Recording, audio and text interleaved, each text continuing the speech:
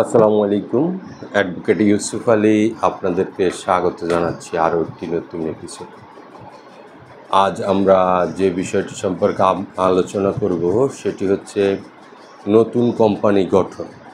নতুন কোম্পানি গঠন করতে গেলে অনেকেই আসলে নতুন কোম্পানি গঠন করতে চান। প্রথম নতুন উদ্যোক্তা যারা ছড়িয়ে ছিটিয়ে সমস্ত বাংলাদেশে কিংবা বাহিরে আছেন, তারা কিভাবে প্রথমে শুরু করবেন এটা আসলে মনে মনে থাকে, কিন্তু শুরু করাটা আসলে সম্ভবপর হয়ে ওঠে না। তো কিভাবে শুরু করবেন সে বিষয়টা সম্পর্কেই আমি আপনাদের সামনে তুলে ধরব যে আপনি আপনার নতুন ব্যবসা চিন্তাভাবনা করতেছেন যে বিজনেস করবেন, কিন্তু মনে মনে থাকলেও প্রকাশ করতে পারতেছেন না কোত্থেকে শুরু করবেন, কিভাবে শুরু করবেন, কি নিয়ে শুরু করবেন, কি কি লাগবে, এই বিষয়গুলোই আপনাদের সামনে আমি তুলে ধরার চেষ্টা করব। যেটি হচ্ছে, প্রথমেই আপনাদেরকে আমি বলবো যে কোম্পানি করতে গেলে কোম্পানি আসলে আমরা তিনটি ভাবে করতে পারি। প্রথম হলো ওপিসি, 1% কোম্পানি। একটা হলো জয়েন্টলি, যেটা হলো লিমিটেড কোম্পানি। আর একটা হলো পাবলিক লিমিটেড। সাধারণত বাংলাদেশে যেটি হয়, লিমিটেড কোম্পানিতেই বেশি রেজিস্ট্রেশন করা হয়, যৌথ, যেটা একের অধিক সদস্য থাকে, মালিকানাও দুইজনের অধিক কিংবা মিনিমাম 2 জন থেকে 50 জন পর্যন্ত করা যায়। এরপরে যেটা থাকে সেটা হচ্ছে ওপিসি, যেটা 1% কোম্পানি, একজন নমিনি এবং একজন ডিরেক্টর হিসাবে কোম্পানিতে শুরু করতে হয়। তো আমরা বলবো যে প্রথমে আমরা কোম্পানি করতে গেলে যেটি আপনাদেরকে করতে হবে, প্রথমে আপনাদেরকে সিদ্ধান্ত করতে হবে যে আমরা একটি কোম্পানি করব।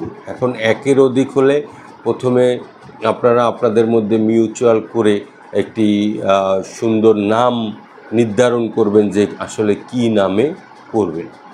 এই নামটি আসলে ওই আরজেসির রেজিস্টার অফ জয়েন্ট স্টক কোম্পানির ওয়েবসাইটে গিয়ে চেক আউট করতে হবে যে আসলে নামটি আছে কি নাই।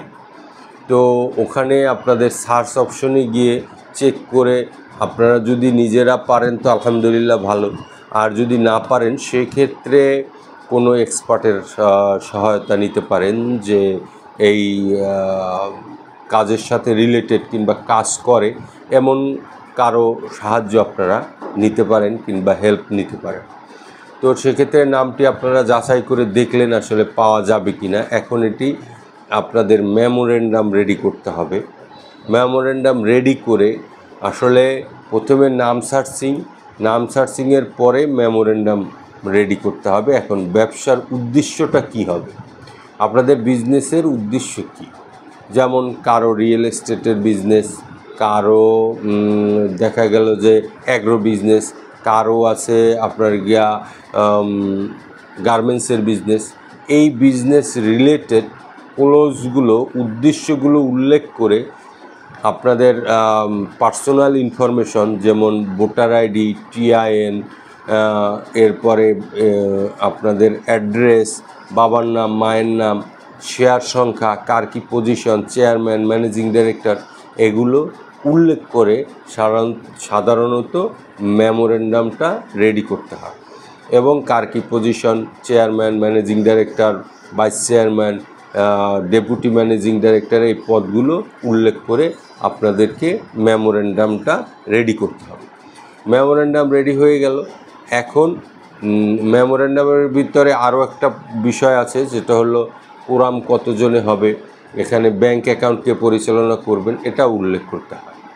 উল্লেখ করে মেমোরেন্ডাম রেডি করে আপনাদের সবার নামের সামনে সিগনেচার করবেন, 1 কপি ছবি দিবেন, দিয়ে এটা ডিজিটালি আপনার আরজেসি অফিসে যে তথা তাদের যে ওয়েবসাইট আছে register of joint stock company, ওই ওয়েবসাইটে এই ক্লোজ, এই আদর্শ উদ্দেশ্য, তারপরে আপনার আর্টিকেল অ্যাসোসিয়েশনের সবগুলো জমা করতে হবে। করলে আপনাদের নাম দামের যে পেজটি রেডি করছেন সেখানে ছবি লাগিয়ে সেটা স্ক্যান করে তো তারপরে ওইখানে জমা করতে হবে। জমা করার পরে আপনারা যেটা করতে হবে, এই স্ক্যান করে সবগুলো ঠিকঠাক মতো করে জমা করার পরে গভর্নমেন্ট ফি রিসিট আসবে। গভর্নমেন্ট ফি রিসিট বলতে অথরাইজ ক্যাপিটাল কত হবে সেইটার উপরে, এখন আপনি বইতে যেটা উল্লেখ করেছেন সেটার উপরে বর্তমানে যে ফি আছে 10 লাখ থেকে শুরু, 1 থেকে 10 লাখের উপরে একটা ফি আছে, এরপরে 20 লাখে একটা ফি আছে, 40 লাখে একটা ফি আছে, 50 লাখে একটা ফি আছে, 1 কোটিতে একটা ফি আছে, এরপরে দেন পার কোটিতে একটা ফি আছে। এই আপনি যত নির্ধারণ করবেন, আমি দুটো কথা বলে দিতে পারি। একটা হচ্ছে এখন যে বর্তমানে আজ পর্যন্ত যেটা এখন গভর্নমেন্ট রেট চলতেছে এর মধ্যে যেটি আছে, প্রথমে হচ্ছে আপনার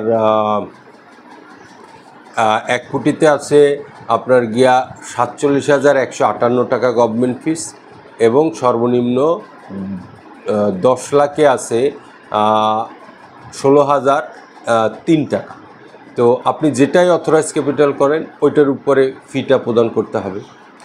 ফি প্রদান করার পরে এটা ওদের নির্দিষ্ট, মানে আরজিসি রেজিস্টার অফ জয়েন্ট স্টক কোম্পানির নির্দিষ্ট কিছু ব্যাংক আছে, যেমন ব্র্যাক ব্যাংক এবং ওয়ান ব্যাংক।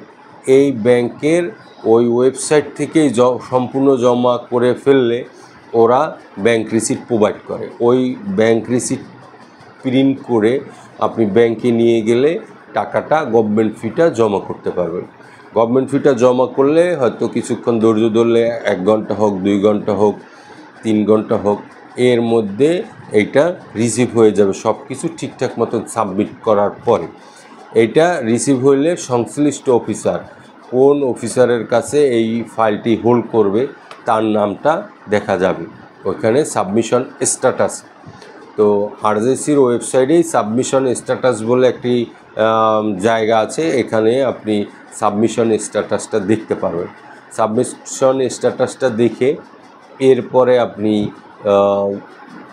সংশ্লিষ্ট অফিসারের সাথে যোগাযোগ করতে পারেন যে আমার এই কোম্পানিটা আছে, আপনি এটা আমাদেরকে একটু দিলে আমাদের জন্য আসলে ভালো হয়।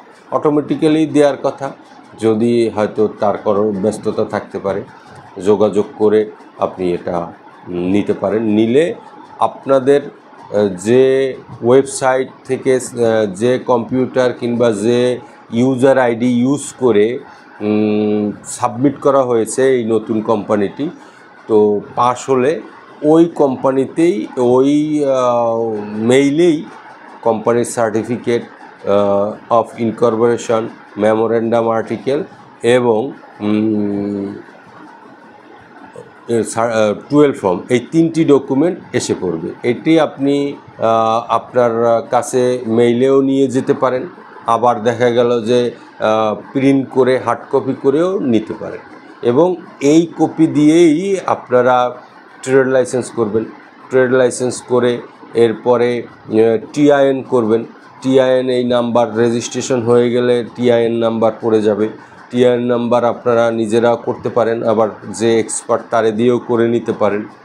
এই টিআইএন করার পরে দেন গিয়ে আপনি ব্যাংক অ্যাকাউন্টের জন্য অ্যাপ্লাই করবেন।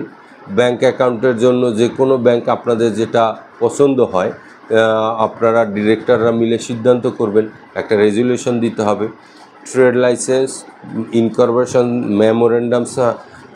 মেমোরেন্ডাম, ফর্ম 12 এবং ব্যাংক রেজুলেশন, এগুলো দিয়ে ব্যাংকে আপনারা ব্যাংক অ্যাকাউন্টটা আসলে নেবেন। তো ব্যাংক অ্যাকাউন্ট নেওয়ার পরে ব্যাংকে যখন খুলে গেল, ব্যাংক ওপেন হয়ে গেল, এরপরে others licence, IRC, ERC, bat, এই সংশ্লিষ্ট লাইসেন্সগুলো আপনি করতে পারবেন আফটার ওপেনিং ব্যাংক অ্যাকাউন্ট। আপনি যখন ব্যাংক অ্যাকাউন্ট ওপেন করে ফেলেন কোম্পানির নামে, এরপরে আপনাদের পেইড আপ ক্যাপিটালগুলো এইখানে আপনারা দিবেন, যেটা আসলে পরবর্তীতে আপনাদের অডিট রিপোর্টের জন্য কিংবা আপনাদের পেইড আপ ক্যাপিটালটা এখানে প্রদর্শন করতে হয়। তো আশা করি আপনারা এই ভিডিওতে উপকৃত হবেন ইনশাআল্লাহ। তো যারাই এটা থেকে আসলে উপকৃত হবেন ইনশাআল্লাহ।